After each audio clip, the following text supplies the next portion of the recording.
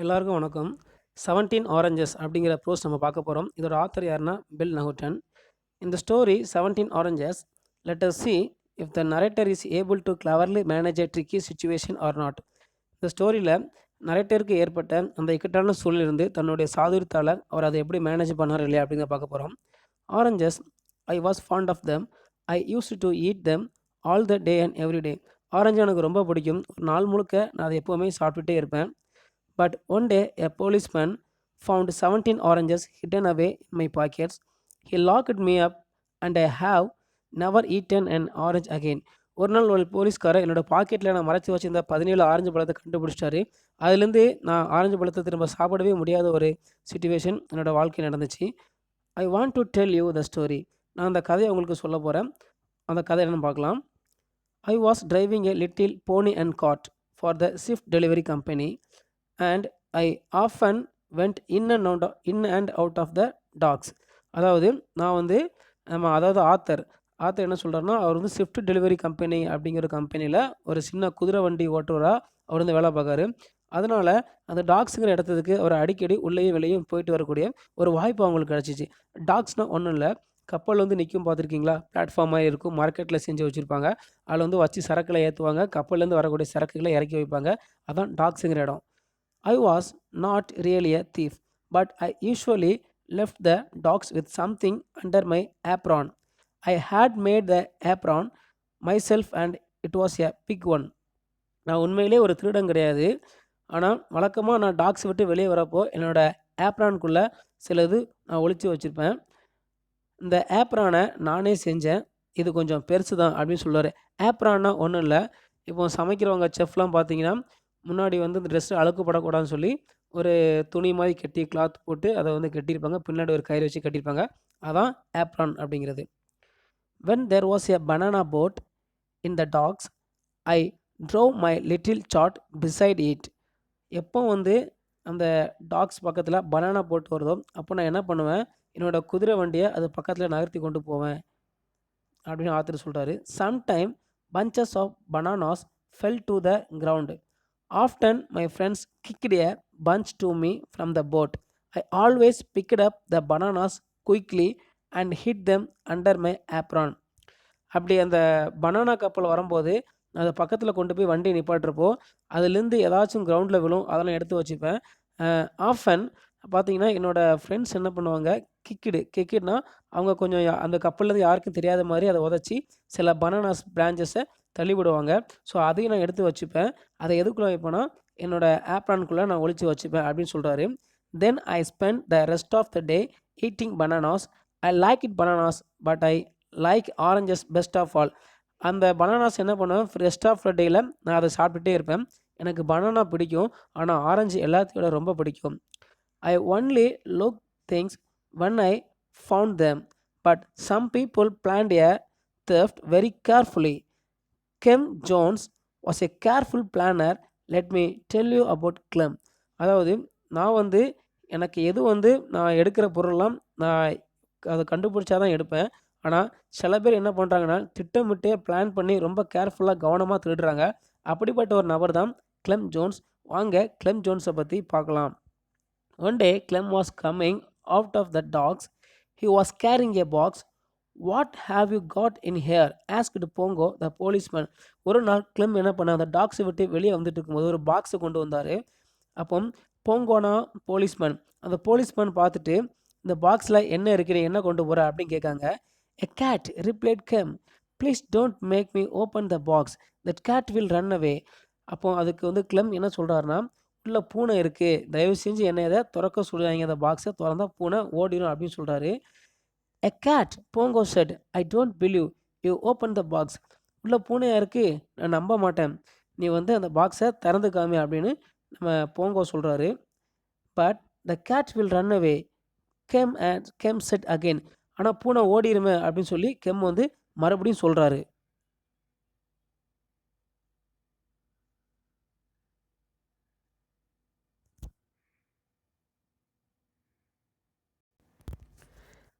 There isn't a cat in the box, replied Pongo. Open it up. அதுக்குள்ளே பூனை இல்லை, நீ அந்த பாக்ஸை திறந்து காமின்னு சொல்கிறாரு. Clem got very angry but finally opened his box. But out jumped a ship's cat. The cat ran back into the dogs. Clem ran after the cat. He was shouting angrily. அந்த பாக்ஸை திறந்ததும் பூனை வந்து வெளியே ஓடிச்சு. Chips gate. Chips கேட்னா ஒன்றும் இல்லை, இந்த கப்பல்லே சில பூனை வளர்ப்பாங்க. எதுக்குன்னா அங்கே உள்ள அங்கே உள்ள எலிகள்லாம் அதை பிடிச்சி சாப்பிட்றதுக்காண்டி வளர்ப்பாங்க. அங்கே ஒர்க் பண்ணுறவங்களுடைய உணவு, அங்கே வரக்கூடிய தானியங்கள் அதெல்லாம் வந்து இதை சாப்பிட்ரும். அதனால் எலிகள்லாம் சாப்பிடக்கூடாதுன்னு சொல்லி அந்த எலியை பிடிக்கிறதுக்காண்டி இந்த பூனையை வளர்ப்பாங்க. அதான் சிப்ஸ் கேட். அந்த பாக்ஸை திறந்ததும் அந்த கேட் வந்து துள்ளி ஓடிருச்சு. அதை பார்த்ததும் இவர் பின்னாடியே கத்திட்டே ஒரு கோவத்தில் போகிறாரு. 2 minutes later, Kem came back with the same box. He was holding the lid down tightly. Pongo laughed at him. Clem looked at him furiously. Kem looked angry. Kem looked angry all the way home. Then he smiled. He opened the box in the kitchen and took out a large Dutch cheese. அதாவது 2 நிமிஷம் கழிச்சு அவர் அந்த டாக்ஸ்லேருந்து வெளியே வரப்போ அதே பாக்ஸை நல்லா டைட்டாக மூடி பிடிச்சு கொண்டு வராரு. அதை பார்த்து போங்க என்ன பண்ணுறாரு, சிரிக்காரு. ஆனால் நம்ம கெம் என்ன பண்ணுறாரு, அப்படியே கோவத்தில் முகத்தை வச்சுட்டு வீட்டுக்கு வர வரைக்கும் என்ன பண்ணுறாரு, கோவத்திலே வராரு. வீட்டுக்குள்ளே கிச்சனுக்கு வந்ததுக்கப்புறம் சிரிச்சிட்டு என்ன பண்ணுறாரு, திறந்து பார்த்ததும் உள்ளே என்ன இருக்குன்னா ஒரு டச் வெண்ணெய் கட்டி இருக்குது. ஒரு பெரிய வெண்ணெய் கட்டி அவர் திருடி கொண்டு வந்திருக்காரு. That was gem story. But I was not so lucky. Pongo, the policeman, catch me red-handed because my apron string broke. He noticed that my trousers pockets were somewhat bulging. அதாவது இதில் என்ன சொல்கிறாருன்னு பார்த்தீங்கன்னா, இதான் கிளம்மோட ஸ்டோரி. ஆனால் நான் அந்த மாதிரி லக்கி கிடையாது. போங்கோ போலீஸ் பண்ணி என்ன கையங்கலமாக பிடிச்சிட்டாரு. எதுக்கு பிடிச்சாருன்னா, என்னோடய பாக்கெட் வந்து ட்ரௌசர் பாக்கெட் கொஞ்சம் புடச்சி இருந்தது, பிளட்ஜிங்னா புடச்சி இருந்ததை அந்த போலீஸ்கார் நோட் பண்ணிட்டாரு. அதனால் என்ன அவர் கையங்கலமாக பிடிச்சிட்டாரு. அதனால் நான் லக்கி இல்லைன்னு சொல்லி நம்ம ஆத்தர் சொல்கிறாரு. Hey wait minute, Bongo shouted. ஒரு நிமிஷம் நில்லு, போங்கோ போலீஸ் வந்து கத்துறாரு. He caught me by the collar, took me into his cabin nearby and locked into my pockets. There were 17 oranges. Pongo counted them and placed them carefully on the table. அவனோட காலரை பிடிச்சி இழுத்து கேபினுக்கு பக்கத்தில் என்னைய lock பண்ணி வச்சிட்டாரு. அவர் என்னோட பாக்கெட்டில் இருந்த அந்த 17 ஆரஞ்சஸை எடுத்து கவுண்ட் பண்ணி பக்கத்தில் இருக்க டேபிள் பண்ண வச்சிட்டாரு. Too many people are stealing from the dogs, Pongo said. You have stolen these oranges and concealed them in your pocket. Have you anything to say? நிறைய பேர் இந்த டாக்ஸ்லேருந்து திருடிட்டு வராங்க. ஆனால் நீ வந்து இந்த 17 ஆரஞ்சு பழத்தை பதுக்கி வச்சிருக்க. நீ எதுவும் நீ எதுவும் சொல்ல போறியா அப்படின்னு கேட்காங்க. அதுக்கு ஆத்தர் என்ன சொல்கிறான்னா, I said nothing. I was very frightened but I keep quiet. I had read a lot of detective stories to make the mistakes of babbling. Anything you say may be used as evidence against you. I knew that the best plan was to say nothing. அதாவது இவர் எதுவுமே சொல்லாமல் அமைதியாக இருக்காரு. இவர் பயந்து போயிருக்காரு, அதே சமயம் இவர் அமைதியாகவும் இருக்காரு. இவர் நிறைய டிடெக்டிவ் ஸ்டோரிஸ் வாசிச்சிருக்காரு. அதில் என்ன நடக்கும் பார்த்தீங்கன்னா, நம்ம சொல்கிறதே நமக்கு ஆப்போசிட்டாக அகெயின்ஸ்டாக அது ஒரு எவிடன்ஸாக வந்துக்கூடாதுன்னு சொல்லி, அதனால் நம்ம எதுவுமே சொல்லக்கூடாதுன்னு நான் நல்லா தெரிஞ்சிருந்தேன். அதனால் நான் அமைதியாகவே இருந்தேன் அப்படின்னு சொல்கிறாரு. So you won't say anything, said Pongo. I am going to bring another policeman here. He will be a witness against you when I bring up this case in the court. சரி, நீ எதுவுமே சொல்லலை, okay. நான் வெளியே போய் இன்னொரு போலீஸ்காரராக உனக்கு சாட்சியாக கூட்டிகிட்டு வரேன். இந்த கேஸை நான் கோர்ட்டுக்கு கொண்டு போகும்போது அவர் தான் உனக்கு சாட்சியாக இருப்பார்னு போங்கோ சொல்கிறாரு. Pongo left the cabin and locked the door behind him. I was very worried. போங்கோ இவரை உள்ளே வச்சு பக்கத்துக்கு கதவை என்ன பண்ணிட்டாரு, லாக் பண்ணிட்டு போயிட்டாரு டோரை. இவர் வந்து ரொம்ப கவலையோடு இருக்காரு. I looked at the walls, I looked at the door, I looked at the 17 oranges and I looked at the apron with its broken string. இவர் என்ன பண்ணுறாரு, அந்த செவுத்தை பார்க்காரு, டோரை பார்க்காரு, அந்த 17 ஆரஞ்சு பழங்களை பார்க்காங்க, அப்புறம் கிழிஞ்சி இருந்தால் அவரோட ஆப்ரானை பார்க்காரு. I will lose my job, I thought. Perhaps I will go to prison. What will my father say? அதாவது நான் என்னோட வேலையை இழக்க போகிறேன் இவரை நினைக்காரு. ஒருவேளை நான் ஜெயில் கூட போகலாம், என்னோட அப்பாட்ட நான் என்ன சொல்ல போகிறேன் அப்படின்னு சொல்லி, எங்கள் அப்பா என்ன சொல்ல போகிறேன் அப்படின்னு சொல்லி பயந்துட்டு இருக்காரு. What will my father do? என்னோட அப்பா என்ன செய்வாங்க? I almost gave up the hope of escaping from the trouble. எனக்கு கிட்டத்தட்ட எனக்கு நம்பிக்கையே போயிடுச்சு, இந்த ட்ரபுள் இருந்து நான் என்ன பண்ணுவேன், நான் வெளியே வந்துடும் அப்படிங்கிற நம்பிக்கை போச்சு. I was locked in the cabin and the oranges were on the table. Ponko had gone to bring a witness. I was in trouble. நான் வந்து இப்போ லாக் பண்ணப்பட்டுட்டேன். இந்த 15 ஆரஞ்சு டேபிள் மேல இருக்கு. போங்கோ வேற எனக்காண்டி விட்னஸ கூப்பிட வெளிய போயிருக்காரு அப்படின்னு சொல்லி இவர் ரொம்ப ஒரு பிரச்சனையில இருக்காரு. ட்ரபிள்ல இருக்காரு. "Oh my God!" I said. "What can I do?" கடவுளே! இப்போ நான் என்ன செய்வேன்? "Eat the oranges" said the voice in my head. "Eat the evidence."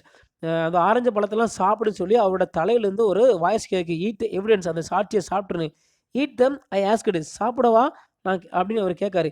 "S" said the voice in my head. "Eat them and the evidence will be gone.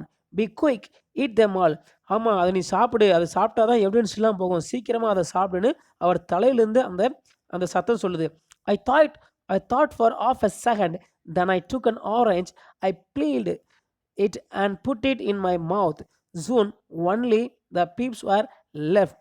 அதாவது என்ன பண்ணுற, ஒரு of second யோசிக்காரு. யோசிச்சு என்ன பண்ணுறாரு, டக்குன்னு ஆரஞ்சு எடுத்து சாப்பிட ஆரம்பிச்சிட்டாரு. அதை உரிச்சு என்ன பண்ணுறாரு, சாப்பிட்ருந்தாரு. இப்போ அந்த ஆரஞ்சு பழத்தில் உள்ள விதைகள் மட்டும் தான் அவருக்கு என்ன பண்ணுது, மீதி இருக்குது. மற்ற எல்லாம் இவர் என்ன பண்ணுறாரு, சாப்பிட ஆரம்பிச்சிட்டாரு. "You have to swallow the peeps too," said the voice in my head. "You have to swallow the peeps and the peel. You have to swallow all the evidence." அந்த தலையிலிருந்து மறுபடியும் சத்தம் என்ன சொல்லுதுன்னா, "நீ அந்த விதையை மட்டும் ஏன் வச்சிருக்க, அதையும் சாப்பிடு. அதையும் சாப்பிட்டாதான் உனக்கு எவிடன்ஸே இல்லாமல் போகும். பீல் அப்படின்னா தொலியும் சேர்த்து சாப்பிடு. அப்படி அந்த விதையும் அந்த தொலியும் சாப்பிடுன்னு சொல்லுது. Yes of course I set. ஆமாம், கண்டிப்பாக நான் சாப்பிடுவேன் அப்படின்னு இவர் சொல்கிறாரு. ஐ swallowed the peeps and put some of the peel in my mouth. இவர் என்ன பண்ணுறாரு, அந்த ஆரஞ்சு பழ விதையும் ஆரஞ்சு பழ தோலையும் எடுத்து சாப்பிட ஆரம்பிச்சிட்டாரு. "Don't eat it," said the voice. There isn't time.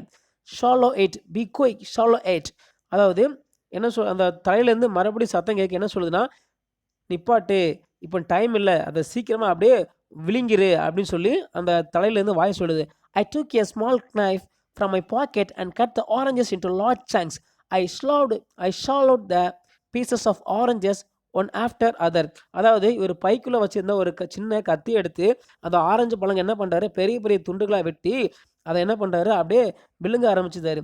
There were still 3 oranges on the table when I had Pongo outside. I stopped. My stomach was nearly full. அதாவது இவர் என்ன பண்ணுறாரு, அப்படி வெட்டி வெட்டி ஒவ்வொரு ஆரஞ்சு எடுத்து அப்படியே முழுங்க ஆரம்பிச்சிட்டாரு. அப்படி முழுங்குறப்ப கடைசியில் பார்த்தீங்கன்னா மீதி 3 ஆரஞ்சு தான் இருக்குது. 9 ஆரஞ்சு சாப்பிட்டு முடிச்சிட்டாரு. கரெக்டாக பொங்கோவோட வாய்ஸ் வந்து வெளியே கேட்கு. இவர் என்ன பண்ணுறாரு, இவர் வயிறு வந்து ஆல்ரெடி நிறைஞ்சமா நம்மள சாப்பிட முடியாது அப்படிங்கிற ஒரு உணர்வு எனக்கு வந்துட்டு. "Be quick, swallow them," that the voice in my head. சீக்கிரமாக அதை விழுங்கு அப்படின்னு இவர் தலையிலேருந்து மறுபடியும் அந்த voice கேட்கு. I was lucky. Pongo and the other policemen had seen some caught at the dog's gate. இவர் என்ன நினைக்கிறாரு, நான் ஒரு லக்கி. ஏன்னா பொங்கோவும் அந்த அதர் போலீஸ்மேனும் வெளியே காட் பக்கத்தில் கேட்டில் நிற்காங்க. எதுக்கு? They went and talked to the drivers. This gave me a few more minutes. அந்த டாக்ஸ் பக்கத்தில் வரக்கூடிய அந்த கார்ட் வண்டியிலேருந்து டிரைவர் கூட அவங்க பேசிகிட்டு இருப்பாங்க. அதனால் எனக்கு இன்னும் கொஞ்சம் எக்ஸ்ட்ரா டைம் கிடைக்கும் அப்படின்னு சொல்லி, ஸோ அதனால் நான் கொஞ்சம் லக்கி அப்படின்னு நம்ம ஆத்தர் ஃபீல் பண்ணுறாரு. "I must swallow all the oranges. I thought only 3 left." எல்லாத்தையும் விழுங்கிட்டா இப்போ 3 மட்டும் தான் இருக்குது. I swallowed the first one and then the second one. ஒவ்வொன்றா எடுத்து அப்படியே விழுங்க ஆரம்பிச்சிட்டாரு. Suddenly the door began to open. I went through a great deal of struggle and finally managed to finish off the last piece of the lost orange. Pongo and other policemen walked it. திடீர்னு அந்த door வந்து open பண்ணுறாங்க.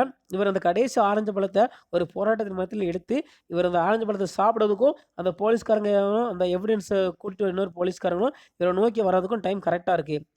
"This is the thief," Pongo said. "I caught him with his pockets full of oranges." அந்த போங்கோ சொல்கிறாரு அந்த witness போலீஸ்கிட்ட, இவன் தான் அந்த திருடன், இவனை தான் என்ன பண்ணேன், ஆரஞ்சு பழத்தை இவன் பைக்கில் திருட்டு கொண்டு போது நான் கையங்கலாமல் பிடிச்சேன் அப்படின்னு சொல்கிறாரு. The Pongo looked at the table at the first he could not figure out what had happened. Where are the oranges? போங்கோ வந்து டேபிளை பார்க்காரு, அங்கே ஆரஞ்சு பழமே இல்லை. இவருக்கு வந்து அங்கே என்ன நடந்துச்சு அப்படிங்கிறது ஒரு யூகிக்கவே முடியல. ஆரஞ்சு பழத்தை எங்கே அப்படின்னு கேட்காரு. "I can smell them," said the policeman. இந்த போலீஸ்மேன் என்ன சொல்கிறாரு, நானும் ஸ்மெல் பண்ணுறேன், எனக்கு ஆரஞ்சு ஸ்மெல்ல அடிக்க அப்படின்னு அந்த விட்னஸ் போலீஸும் சொல்கிறாரு. I said nothing. நம்ம போலீஸ்காரங்க சொல்கிறாரு, இல்லை நம்ம ஆத்தர் சொல்கிறாரு, அவர் எதுவுமே சொல்லாமல் அமைதியாக இருக்கிறார். ஐ set nothing. Ponko looked everywhere for the oranges. He looked in my pocket. He looked in my apron. But he didn't find one orange.